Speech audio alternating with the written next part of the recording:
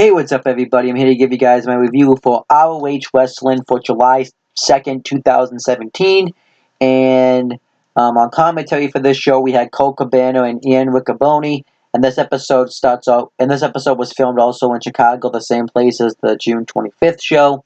And this episode starts off with Cody, and he's about to cut a promo, but then the lights go out. When they come back on, we see Christopher Daniels standing right behind him, and they get into a brawl. I actually thought this was a very good brawl. Christopher Daniels beats the crap out of him in the beginning. He throws Cody into the guardrail a couple of times, and then eventually Cody hits a neck breaker on him coming into the ring.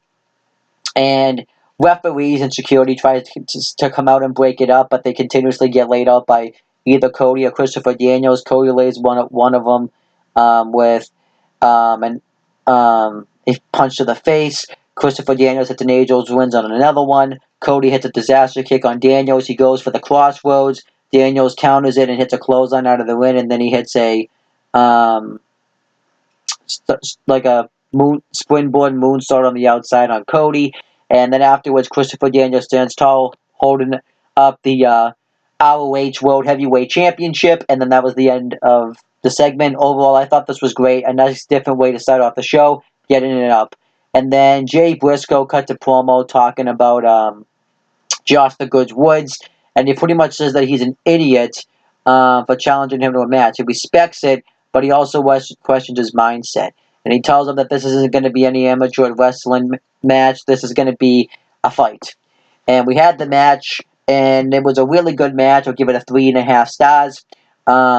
Jay Briscoe dominated the matchup early, hitting suicide dives and beating the crap out of Josh the Goods Woods. He had a suplex on him on the floor, threw him into the guardrail a couple of times, hit a hurricane on him. Josh the Goods Woods hit a springboard knee, hit a from the bottom rope. He ended up hitting a high knee while Briscoe was on the apron. A TKO into a knee to the head. Eventually, he tried to cover him, but Jay Briscoe got his foot on the ropes. And then eventually the finish comes when Jay Briscoe hits a clothesline for the win, and Josh the Goods Woods lost. I was kind of surprised to see Jay Briscoe get the victory here, considering the fact that Josh the Goods Woods had won the Top Prospect tournament, and he had a title shot anytime he wanted for the ROH World Television Championship, but instead they gave it to Jay Briscoe. But I was okay with that. I didn't have much to complain about. And then we had the next match. It was Coast to Coast versus which consists, by the way, I didn't even say who was in the team. It was Coast to Coast, which consists of LSJ and Shaheem Ali versus the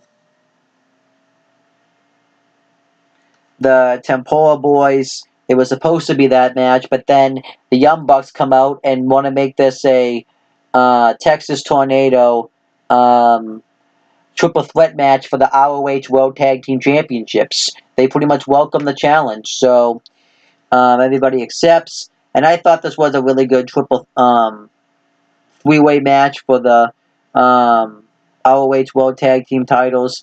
The Young Bucks dominate the matchup at the beginning, but then the Tempora Boys hit German suplex on both members on the Young Bucks on the outside. LSJ hits a cool flip dive on the outside, and